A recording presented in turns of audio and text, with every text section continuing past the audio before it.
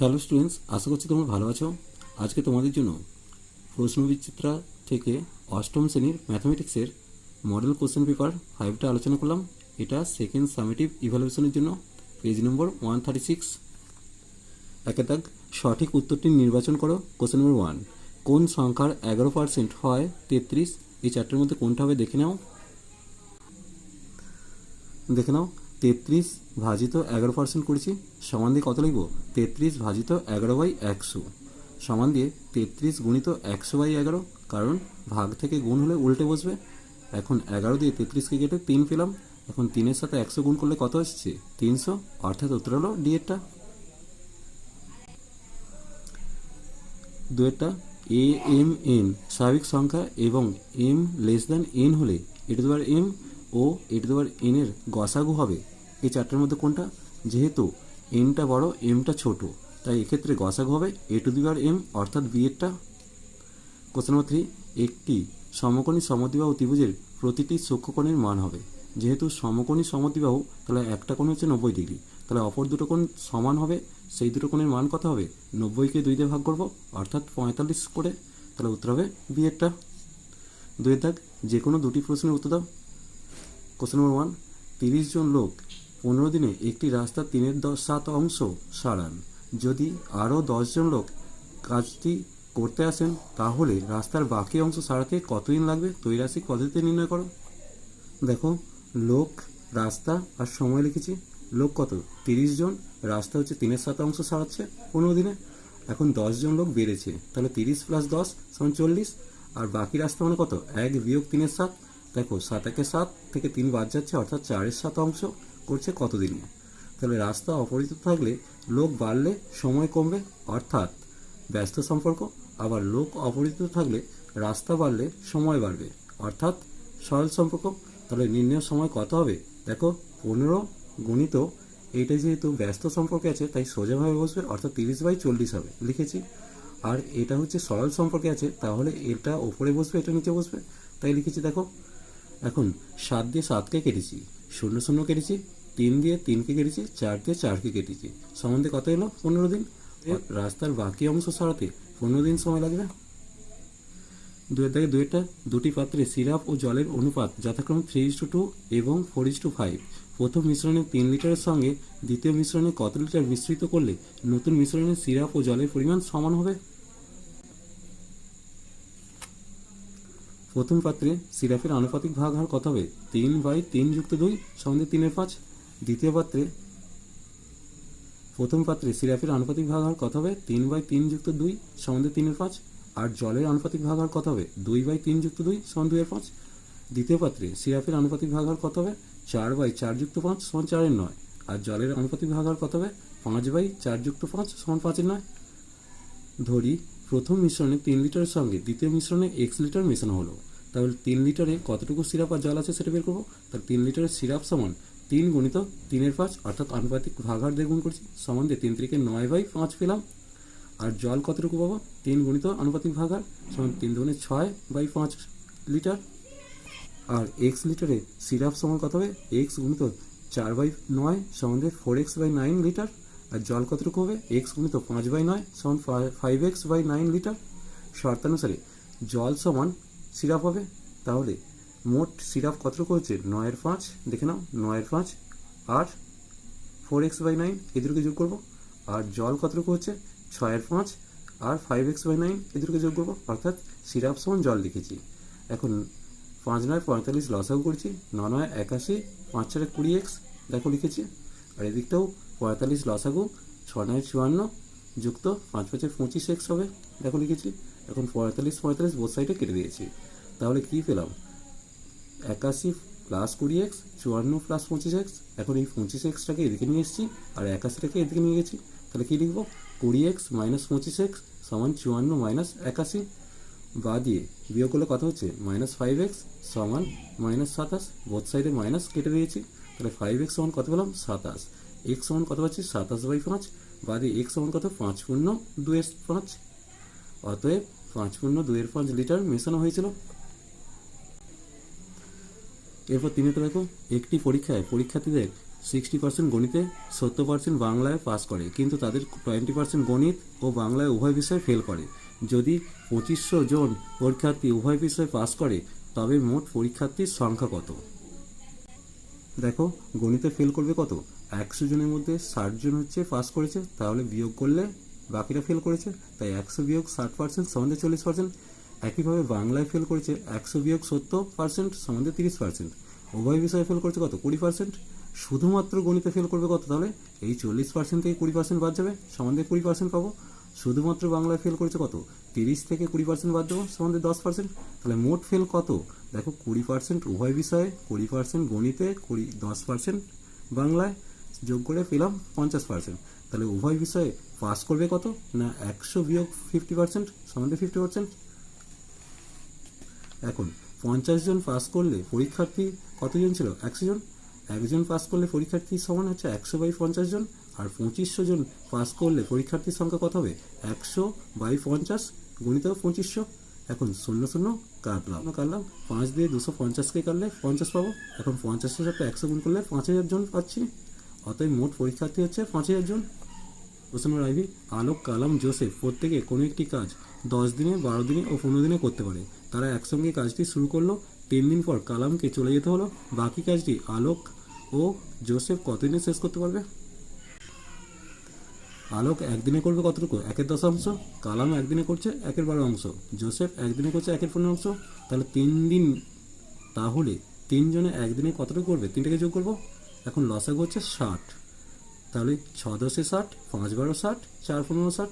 দেখো যোগ করেছি, সমান কত পেলাম? 15/60। এখন 15 দিয়ে 60কে কেটে 4 পেলাম, সমান 1/4 অংশ।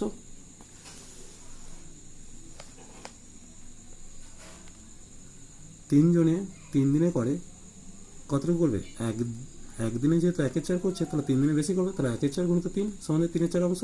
তাহলে বাকি কাজ কত হবে? 1 বিয়োগ 3/4 সমান 4 বিয়োগ 3/4 সমান 1/4 অংশ। তাহলে আলোক ও জোসেফ একদিনে করে হচ্ছে 1/10 যুক্ত 1/12 অংশ। 30 লসাগু হচ্ছে, ওপরে 3 যুক্ত 2 পেলাম, সমান 5/30। কাটাকুটি করলে কত হচ্ছে? 1/6 অংশ।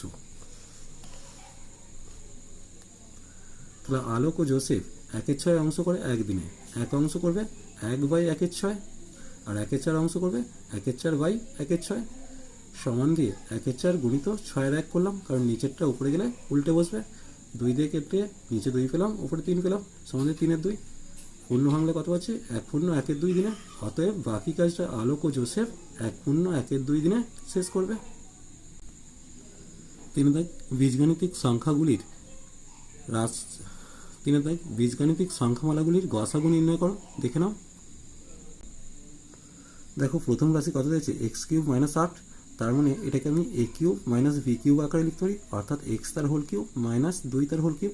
এখন a³ - b³ এর সূত্র কি? a - b into a square plus ab plus b square. তাই লিখেছি x - 2 into x square plus x into 2 plus 2 square সমান কত পেলাম? x - 2 into x square plus 2x plus 4। এটা হচ্ছে প্রথম রাশি। দ্বিতীয় রাশি দেখো x স্কোয়ার মাইনাস 3, দ্বিতীয় রাশি দেখো x square plus 3x minus 10 দিয়ে আছে। এখন একটু মিডিল টার্ম, অর্থাৎ 10কে ভেঙে 5 আর 2 পাবো, যাদের বিয়োগফল হবে 3। তাই লিখেছি x square plus 5 minus 2 into x minus 10 সমান কত পেলাম? x square plus 5x minus 2x minus 10। এখন দেখো এই দুটো থেকে x কমন যাচ্ছে, তাহলে x ইন্টু x প্লাস 5, আর এখানে মাইনাস 2টা কমন যাচ্ছে, মাইনাস 2 কমন হলে কত পাচ্ছি? x plus 5। এখন x প্লাস 5 কমন যাচ্ছে, তাহলে কত পেলাম? x plus 5 into x minus 2। এটা হচ্ছে দ্বিতীয় রাশি। 3 নম্বর রাশি, তৃতীয় রাশিটা দেখো x³ plus 2x square minus 8x আছে। দেখো এখান থেকে এক্সটা কমন যাবে, তাই x কমন নিলে কত পাচ্ছি? x square plus 2x minus 8। এখন x সেকেন্ড ব্র্যাকেট দিয়ে x স্কোয়ার প্লাস, এটাকে মিডিল টার্ম করছি, 8কে ভেঙে 4 আর 2 পাচ্ছি, যাদের বিয়োগফল হচ্ছে 2। তাই লিখেছি 4 মাইনাস 2 ইন্টু x মাইনাস 8 সমান x into x square plus 4x minus 2x minus 8 সমান x সেকেন্ড ব্র্যাকেটের ভেতরে কী করছি? সমান x সেকেন্ড ব্র্যাকেট দিয়ে এক্সটা কমন নিচ্ছে, দেখো x প্লাস 4 পাবো, আর এখান থেকে মাইনাস 2টা কমন নিলে x প্লাস 4 পাবো, সমান x ইন্টু x প্লাস 4টা কমন নিচ্ছে, আর x মাইনাস 2টা পড়ে থাকছে, তাহলে x মাইনাস 2 লিখে দিলাম। এটা হচ্ছে তৃতীয় রাশি। এখন দেখো প্রত্যেকটা রাশিতেই x minus two x minus two x minus two আছে, তাহলে গসাগু সমান কত হবে এক্স মাইনাস টু। এরপর লসাগু করতে বলেছে, দেখে নাও। দেখো প্রথম রাশিটা কত দিয়েছে, স্কোয়ার প্লাস টু এ তার হোল স্কোয়ার করা আছে। এখন এখান থেকে এটা কমন নেব, তাই সেকেন্ড ব্র্যাকেটের ভেতরে কী লিখেছি, এ ইন্টু এ প্লাস টু তার হোল স্কোয়ার করা আছে, সমান দিয়ে এটা যদি বাইরে বেরোতে এ স্কোয়ার হয়ে বেরোবে, তাই সমান দিয়ে কী লিখবো, এ square into a plus two তার হোল স্কোয়ার। দ্বিতীয় রাশি দেখো টু এ কিউ প্লাস থ্রি এ স্কোয়ার মাইনাস টু এ আছে, এখান থেকে এটা কমন যাচ্ছে, কমন নিলে কত হবে, two a square plus three a minus two, সমান দিয়ে এ ইন্টু সেকেন্ড ব্র্যাকেট দিয়ে two a square plus four minus one করেছি, কারণ দুই দুগুণে চার। দেখো এটাকে মিডল টার্ম করবো, তাহলে দুই দুগুণে চার, চারকে দুটো উৎপাদক ভাবছি চার আর এক, যাদের বিয়োগফল হচ্ছে তিন পাবো, তাই এটা কমন নিয়ে আছে এ ইন্টু সেকেন্ড ব্র্যাকেটের ভেতরে two a square plus four minus one into a minus two করেছি, সমান দিয়ে এ সেকেন্ড ব্র্যাকেটের ভেতরে two a square plus four a minus two পেলাম। এখন কী পেলাম, এ ইন্টু সেকেন্ড ব্র্যাকেটের ভেতরে টু এটা কমন নিচ্ছি, দেখো টু এ কমন নিলে এ প্লাস টু পাবো, আর এখান থেকে মাইনাস ওয়ানটা কমন নিচ্ছি, এ প্লাস টু পেলাম, সমান দিয়ে কী পাচ্ছি, a into a plus two into two a minus one. এরপর তৃতীয় রাশিটা দেখো two a two the power four minus three a q minus 14 a square আছে, সমান দিয়ে দেখো এখান থেকে এ স্কোয়ারটা কমন যাচ্ছে, কী পেলাম, এ স্কোয়ার কমন নিলে two a square minus three a minus 14। এখন 14 28, 28কে ভেঙে আমাকে দুটো উৎপাদক পেতে হবে, যাদের বিয়োগফল হচ্ছে তিন হবে, 4 7 28, তাহলে 7 বিয়োগ 4 করবো, সমান দিয়ে এ স্কোয়ার সেকেন্ড ব্র্যাকেট দিয়ে two a square minus 7 minus four into a minus 14, সমান দিয়ে এ স্কোয়ার সেকেন্ড ব্র্যাকেট দিয়ে two a square minus 7 a minus one plus four a minus 14, সমান দিয়ে এ স্কোয়ার সেকেন্ড ব্র্যাকেট দিয়ে এটা দেখো common নিচ্ছি, কমন নিলে টু এ মাইনাস 7 পাবো, আর এখানে দুইটা কমন নেব, দুই কমন নিলে কত হচ্ছে টু এ মাইনাস 7, সমান দিয়ে কত পেলাম, এ square into two a minus 7 into a plus two. তাহলে এইগুলো হচ্ছে প্রথম রাশি, দ্বিতীয় রাশি, তৃতীয় রাশি পেয়ে গেলাম। এদের লসাগু কত হবে, দেখো এখানে এ স্কোয়ার আছে, এ প্লাস টু তার হোল স্কোয়ার আছে, লিখেছি। তারপর দেখো এখানে এ অলরেডি লেখা গেছে, এ প্লাস টুটাও লেখা গেছে, তাহলে কী পড়তে আছে, টু এ মাইনাস ওয়ান, সেটা লিখবো। এখানে দেখো এ স্কোয়ার লেখা আছে, টু এ মাইনাস 7 লিখবো, আর এ প্লাস টু লেখা আছে, তাহলে নির্ণয় লসাগু কত হলো, a square into a plus two তার whole square into two a minus one into two a minus 7। চার দাগ উৎপাদক বিশ্লেষণ করতে বলেছে, দেখে নাও। X square plus three a x plus two a square minus b square minus a b, সমান দিয়ে x square plus three a x plus two a square minus a b minus b square, এটাকে সাজিয়ে লিখেছি, দেখো এবিটাকে এখানে ঢুকিয়েছি। এখন প্রথমত এটাকে আমি মিডল টার্ম করবো, তাই এটাকে লিখে নিয়েছি two a square minus a b minus b square, সমান দিয়ে টু এ স্কোয়ার, দেখো এই দুইটাকে ভেঙে আমাকে দুটো উৎপাদক বানাতে হবে, যাদের বিয়োগফল হচ্ছে এক হবে, তাই দুই মাইনাস এক করেছি, তাই লিখলাম two a square minus two minus one a b minus b square, সমান দিয়ে two a square minus two a b minus one plus a b minus b square. এখন এই দুটো থেকে টু এ কমন নিচ্ছি, তাহলে টু এ কমন নিলে কত হচ্ছে, এ মাইনাস বি প্লাস এক্ষেত্রে বি কমন যাচ্ছে, এ মাইনাস বি পাবো। এখন এ minus b into two a plus B পেলাম। তাহলে প্রদত্ত রাশিটা কী আছে,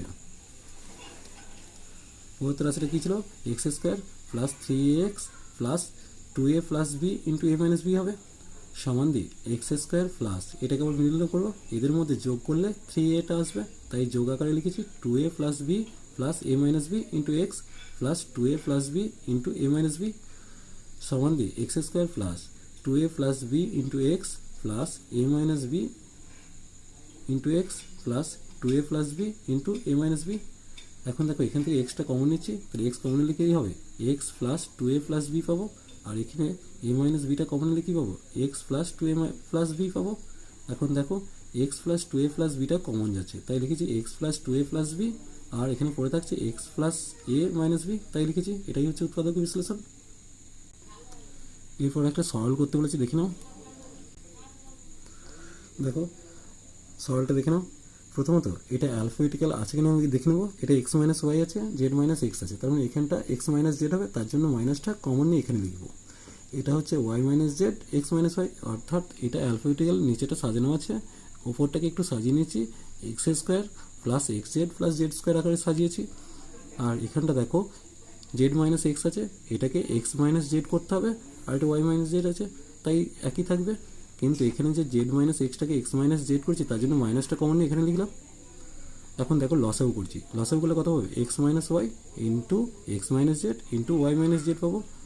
এখন দেখো এর মধ্যে এক্স মাইনাস জেড আছে, এখানেও x minus y x minus z আছে, তাহলে কোনটা নেই ওয়াই মাইনাস জেডটা নেই, তাহলে উপরে এইটার সাথে ওয়াই মাইনাস জেডটা গুণ আকারে লিখেছি, এখানে একটা মাইনাস লিখেছি, এই মাইনাসটা এখানের মধ্যে y minus z x minus y দেখে নাও, y minus z x minus y, তার মানে এক্স মাইনাস জেডটা এখানে নেই, তাই এটার সাথে এক্স মাইনাস জেড গুণ হবে লিখেছি।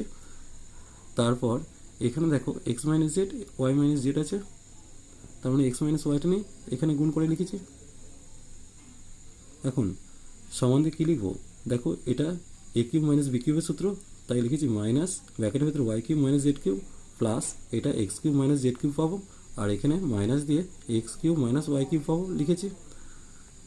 এখন মাইনাস দিয়ে গুণ করলে কী হচ্ছে minus y cube plus z cube, তারপর এটা x cube minus z cube, তারপর minus x cube plus y cube, আর নিচেটা লিখে দিয়েছি। দেখো ওয়াই কিউবের সাথে ওয়াই কিউব কাটলো, জেড কিউবের সাথে জেড কিউব কাটলো, এক্স কিউবের সাথে এক্স কিউব কাটলো, তাহলে ওপরটা কত বললাম শূন্য, আর শূন্য নিচে কিছু থাকাও নেই সেটা শূন্য হয়, অর্থাৎ নির্ণয় সরল মান কত হলো শূন্য। আজ এই পর্যন্ত, নেক্সট ভিডিও নিয়ে খুব তাড়াতাড়ি আসছি। ভিডিওটি ভালো লাগলে লাইক শেয়ার ও কমেন্ট করো, পারলে আমার চ্যানেলটিকে সাবস্ক্রাইব করে নিও।